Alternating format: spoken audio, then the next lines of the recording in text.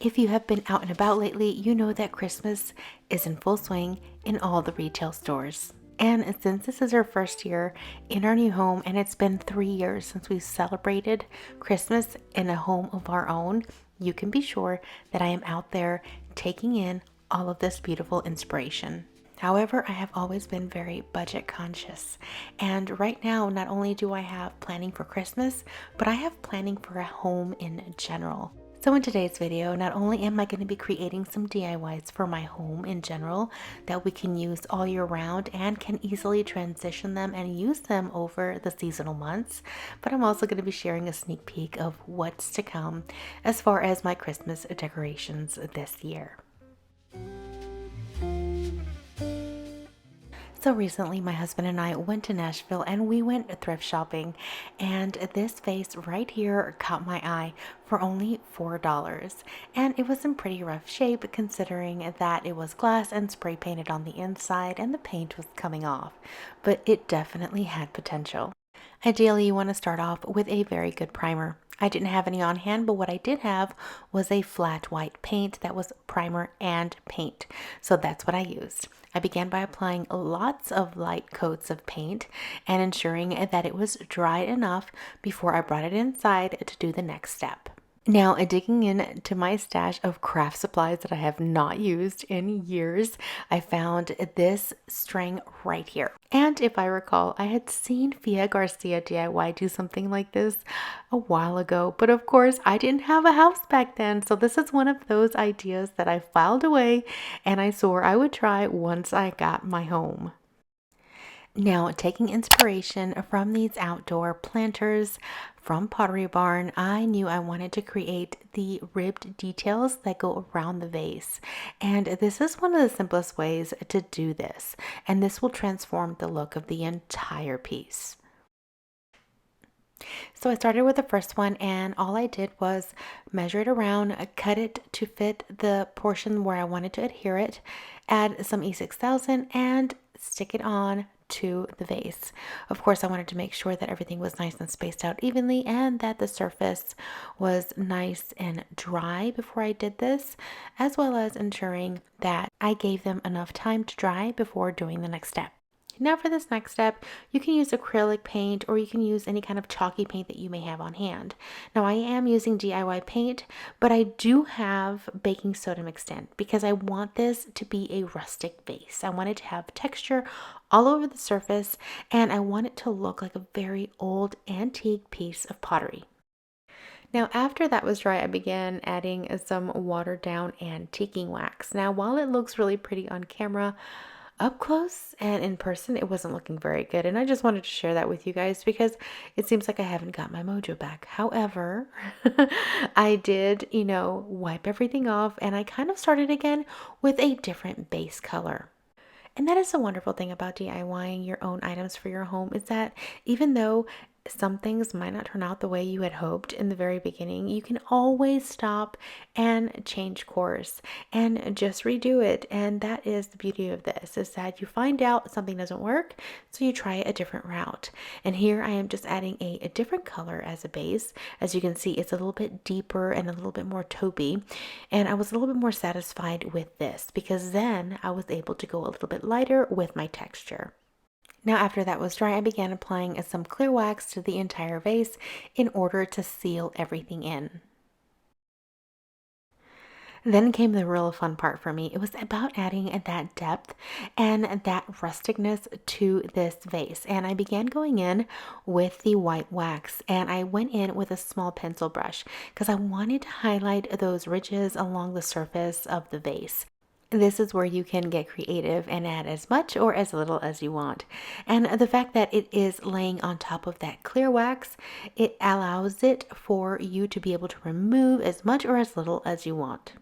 And then I went to work on the rest of the vase. I added Decrepit Dust, which is a light, very light pigment powder throughout so that I can give it dimension, give some areas more powder than others, and then just wipe off the excess.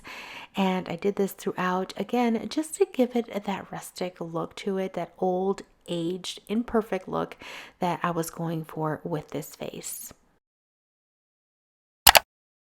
Now, while this is an indoor and a smaller version of the original inspiration, you still get that rustic high-end look from this technique. And I'm so excited because I can use this in my everyday decor, but then again, I can also add some of these seasonal touches that will just make it even more elevated for the holidays. I thought this vase would pair perfectly with these realistic looking pine picks that are even cheaper than Dollar Tree prices right now.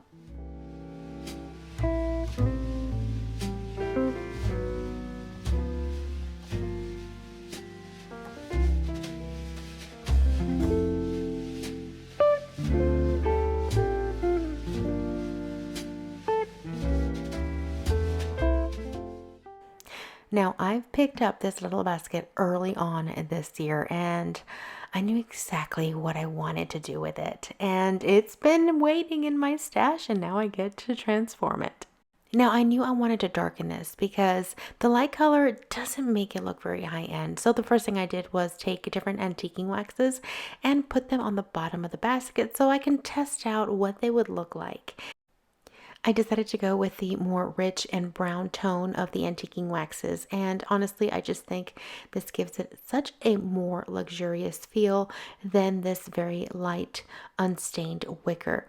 Now, this is a very simple project that you can do, but it will take time, especially if you want to do a really good job and just make sure you cover everything. I'm really loving the richness that just by applying this antiquing wax, this basket is going to get, and it's going to completely change the entire feel.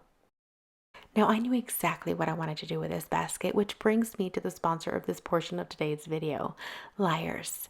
They have the most beautiful olive trees right now available on Amazon to you at great prices. These olive trees are so realistic looking, so beautiful, and so easy to put together, and they rival the olive trees from high-end stores, but at a fraction of the cost. Simply unpack the tree and align the branches with the coordinating numbers, and you have built your tree in literally seconds. And just like a Christmas tree, you do want to fluff this up and extend those branches so that everything looks nice and even throughout. Another thing I love about this tree is that it comes with a heavy and weighted bottom.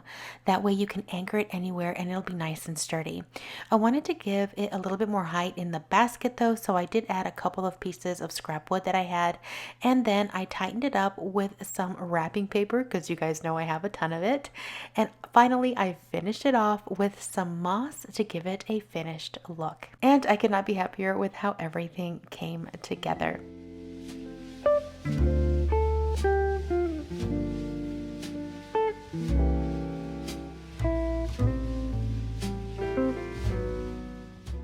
I'm going to be leaving a link in my description box for this particular tree so that you can check it out yourself. Now, I came across this cute little bench at Goodwill for 15 bucks. I know what you're thinking, $15 is a little bit high for Goodwill. I agree. But considering the fact that Dollar Tree has plastic stools for 10 bucks now, I don't think this is a bad deal, especially since it's metal and upholstered. Now, my original thought was to give this to my daughter for her vanity.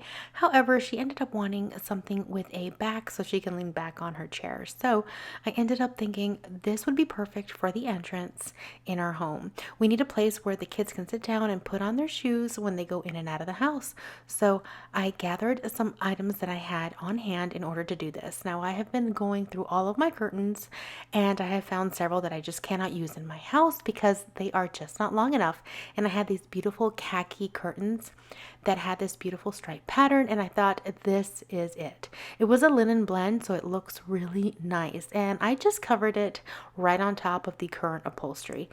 The upholstery that it had was actually not in bad condition, but it just wasn't the color that I wanted. I wanted something a little bit more neutral and classic.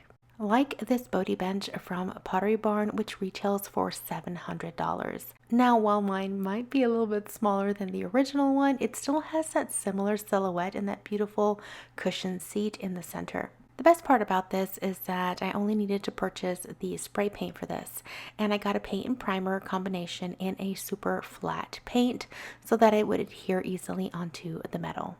The key to making sure the spray paint sticks is that you do clean the surface really well and you also do a lot of light coats. It is important to keep your patience with this and just take your time. Once that was done, I just added the feet back to the bottom of the seat and I reattached the cushion. Now I love projects like this that come together so easily. However, it's always important to take your time during these and just make sure you notice all the details, the nice creases and the folds and the spraying, super light coats so that everything comes out beautiful in the end.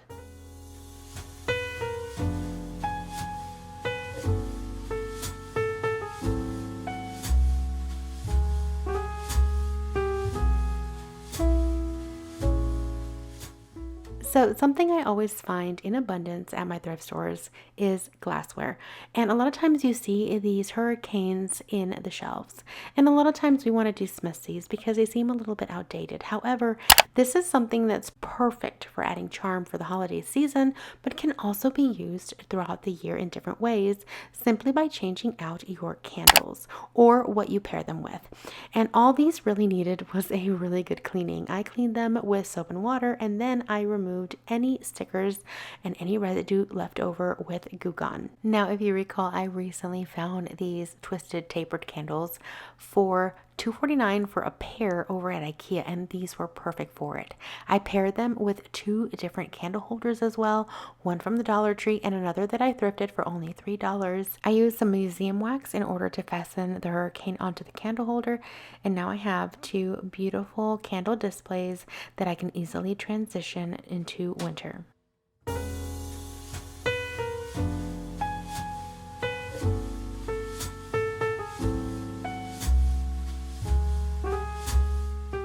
Now all you're going to need for this next DIY are some wood rings as well as some thin velvet ribbon.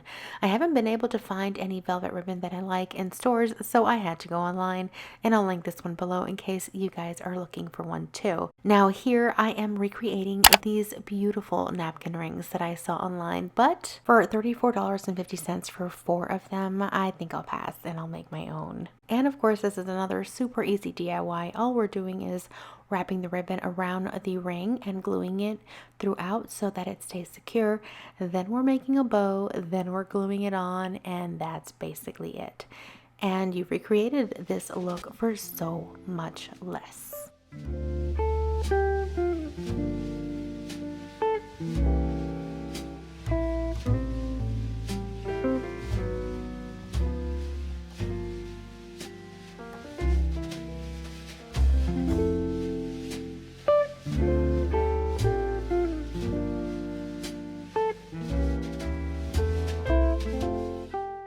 And then, of course, sometimes you go to the thrift store and you find the perfect piece without needing to do much to it at all. Like this cute little bell that I found for $1.09. Literally, all I needed to do was clean off the residue from the sticker and then add a beautiful matching bow to the rest of my holiday decor. And that's it. You have the perfect little accessory to go on some books, on a shelf, in a tray, you name it.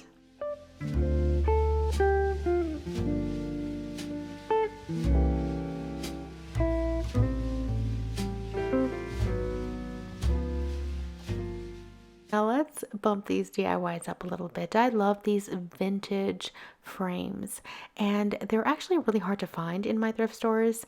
And if you go online or if you go to any antique stores, they're pretty expensive. And so it's really nice whenever you come across something similar at your local thrift store, like this frame that I found right here for only $4.99. Now, first things first, we have to remove the frame from the rest of the pieces, and I took it outside and gave it several coats of oil rub bronze. I wanted it to have a nice deep undertone to the frame. However, I still wanted it to be nice and shiny, so I selected this spray paint.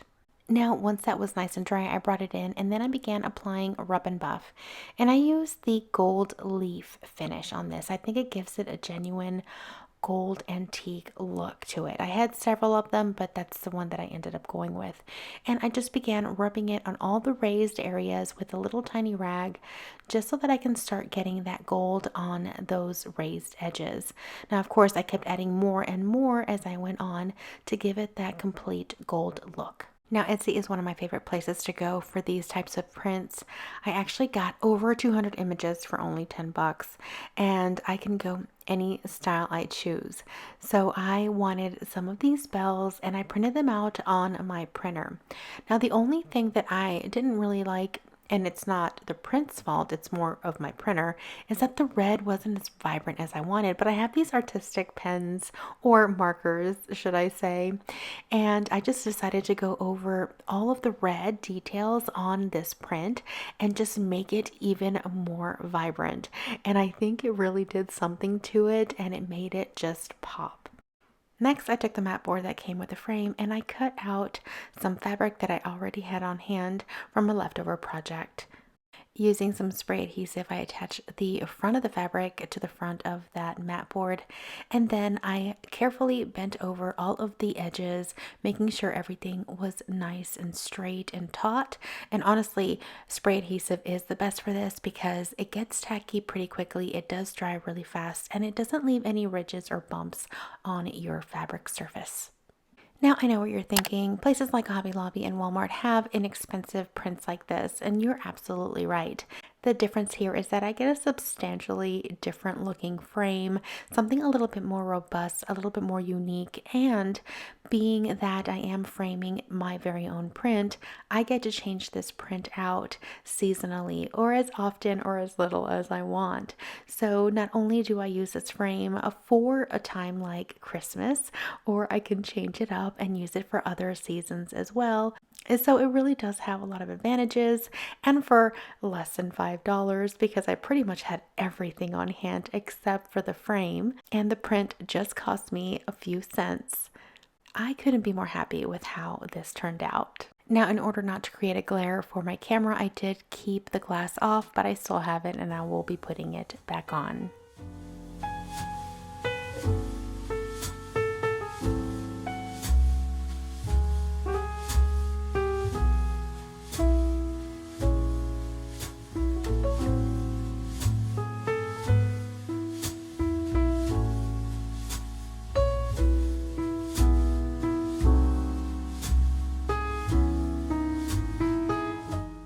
Now that concludes today's video. I hope you enjoyed it. If you did, please make sure to give this video a thumbs up and let me know which one of these DIYs was your favorite.